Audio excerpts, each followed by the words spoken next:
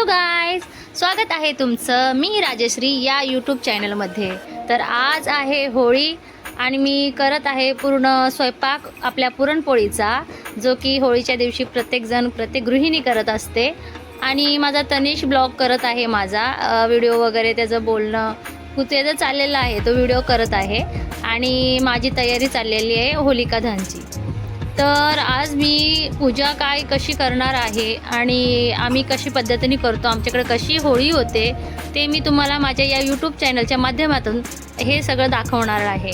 आणि तनिष सगळं video recording करत आहे। तर गाईज, आज आहे होळी आणि मुलांनी आधीच तयारी केलेली आहे, रंग वगैरे सगळं आणलेले आहे आणि माझी पूर्ण स्वयंपाकाची तयारी झालेली आहे। आणि मी होलिकाची जे काही नैवेद्य, नारळ वगैरे, पूजा सामग्री सगळी काही घेतलेली आहे। आणि मी तुम्हाला सांगणार आहे की होळीच्या दिवशी आपण आपल्या घरामध्ये कुठल्या पद्धतीने आणि काय वापरून आपण पूजा करायची आहे आपल्या होलिका दहनची।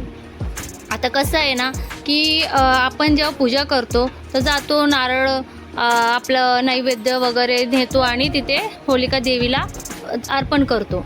पण अशा याच्यामध्येच जसे की आपण आपल्याला मोठे लोक सांगत असतात, थोर आपले आजी आजोबा कोणी असतं, आपली आई असते, तर आपल्याला सांगत असते। आता जमाना आपला खूप पुढे गेलेला आहे, अशा गोष्टी कोणी मानतं की नाही मानतं मला माहीत नाही, पण आयुष्यामध्ये ना काहीतरी परिवर्तन किंवा काही ना वेगवेगळ्या गोष्टी घडत असतात आणि आपल्या मुलांना नजर लागते, आपल्यावरती आपलं चांगलं चाललंय आणि मध्येच सगळं बिघडलं जातं। तर अशा काही घटना घडत असतात, तर कुणाची काळी जादू असते किंवा वाईट नजर असते, अशा गोष्टी असतात। आणि अशा प्रकारे जर आपण होलिका देवीला प्रार्थना केली किंवा आपल्या मुलांच्या डोक्यावरून पिवळी मोहरी उतरून टाकली किंवा मीठ उतरून टाकलं त्या होलिका दहनमध्ये, तर अशा गोष्टीमध्ये काय होतं की आपल्या मुलांच्या नजर निघून जाते। आता रोजच्या गृहिणी ज्या ऑफिसला वगैरे जातात, आपल्या मुलांचा लाड करतात, कोणी कुठे आपलं मूल खेळत असतं, तर त्यांना रोज आपल्या मुलाची नजर काढता येत नाही, आपलं मूल आजारी पडतं वगैरे। तर अशा प्रकारे आज होलिकाच्या दिवशी मी माझ्या मुलांची नजर काढून पिवळ्या मोहरीने आणि मिठाने नजर काढून ते घेऊन आलेली आहे।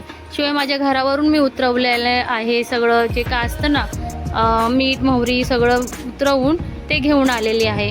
त्याच्यामध्ये आपण ते अर्पण करायचं, जसं की त्याच्यामध्ये नारळ, आपल्या घरामध्ये पिवळी मोहरी असेल ती घ्यायची, मीठ घ्यायचं, काळे तीळ असतात ते घ्यायचे, फटकी असते, मुलांवरनं फटकी उतरून आपण ती टाकू शकतो त्याच्यामध्ये। तर अशा प्रकारे मी माझ्या मुलांची नजर काढलेली आहे आणि घरातली काही पिढा असेल ती जळून खाक होऊ दे, त्यामुळे मी नजर उतरून ती त्याच्यामध्ये सोडलेली आहे। तर अशा प्रकारे आपण आपल्या घराची पूजा, आपण होलिका मातेला दर्शन घेताना सगळी प्रार्थना करायची, इडापिडा टळो आणि आमच्या आयुष्यामध्ये सुख समृद्धी येवो, ही आपण प्रार्थना करायची। तर अशा प्रकारे आम्ही खूप सुंदर अशा पद्धतीने आमच्या इथल्या महिला वगैरे सगळ्या आलेल्या आहेत आणि आम्ही अशा प्रकारे ही पूजा केलेली आहे।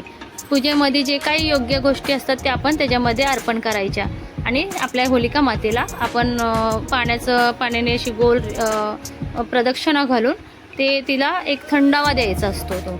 त्यामुळे अशी पद्धतीने मी पूजा करून माझ्या घरातून आमच्या मुलांसोबत मी घरी निघालेले आहे आणि माझ्या जावेच्या मुली पण आलेल्या आहेत माझ्यासोबत पूजा करण्यासाठी। तर अशा प्रकारे आम्ही आमचा व्हिडिओ ह्या यूट्यूबच्या माध्यमातून तुम्हाला पोहोचवलेला आहे। तर भेटूया नेक्स्ट ब्लॉगमध्ये। बाय।